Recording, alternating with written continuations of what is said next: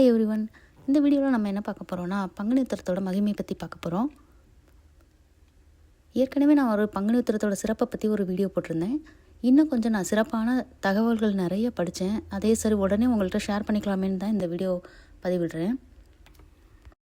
12வது மாதமான பங்குனியும் 12வது நட்சத்திரமான உத்திரமும் பௌர்ணமி இணையும் நாள் தான் பங்குனி உத்திரம்னு நம்ம பார்த்தோம்.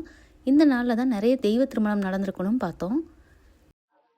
முருகப்பெருமானுக்கும் தெய்வானைக்கும் திருமணம் நடந்த தினம் பங்குனி உத்திர தினம்னு பார்த்தோம். வள்ளி அவதரித்த தினமும் இதே பங்குனி உத்திர திருநாள் தான். பார்கவ மகரிஷியின் மகளாக மகாலட்சுமி தாயார் பார்கவிங்கிற பேரில் பூமியில் பிறந்த நாளும் பங்குனி உத்திர திருநாள் தான். இதனால தான் இந்த நாள் லக்ஷ்மி கடாட்சமாக விளங்குகிறது. தர்மசாஸ்தாவான ஸ்ரீ ஐயப்பன் உதித்ததும் பங்குனி உத்திர திருநாளில்தான். ஒரு முறை சுந்தரமூர்த்தி நாயனார் பங்குனி உத்திர திருவிழாவுக்கு நிதி வேண்டி திருப்புகலூருக்கு வந்தாராம்.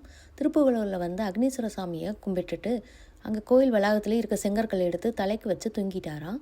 மறுநாள் காலையில் எழுந்திரிச்சு பார்த்தா செங்கற்கள் எல்லாமே தங்கக்கட்டியாக மறைந்த அதிசயத்தை பார்த்தாராம்.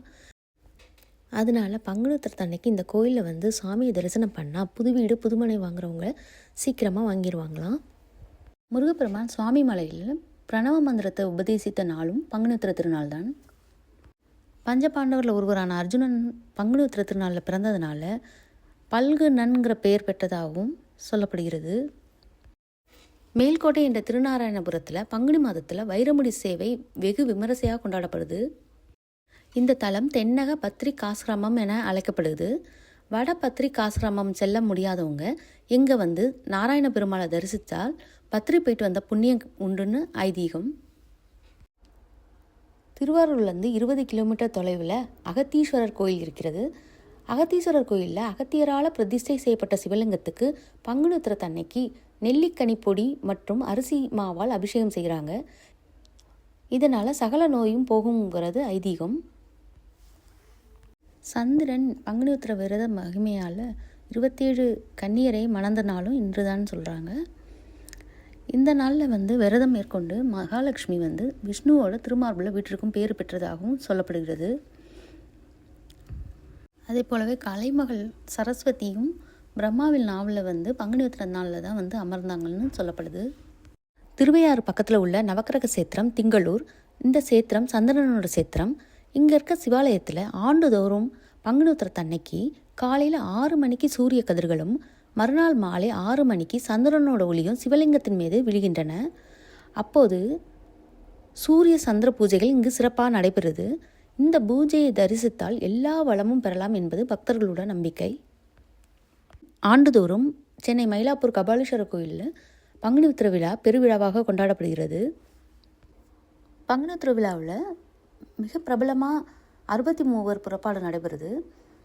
இதில் 63 நாயன்மார்களும் புறப்பாடாகி கோயிலேருந்து வருவாங்க.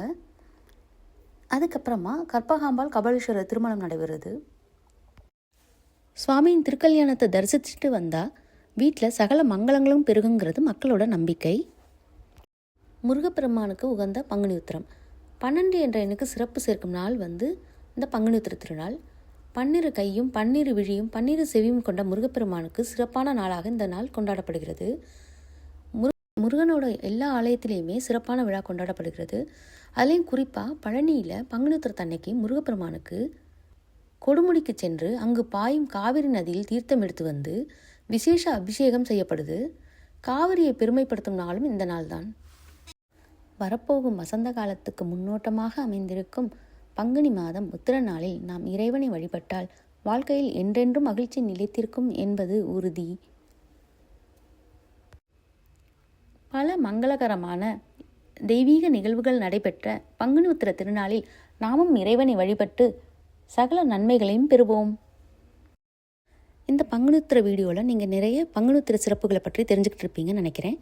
இந்த வீடியோ உங்களுக்கு பிடிச்சிருந்தா லைக் பண்ணுங்கள், ஷேர் பண்ணுங்கள், சப்ஸ்கிரைப் பண்ணுங்கள். தேங்க்யூ.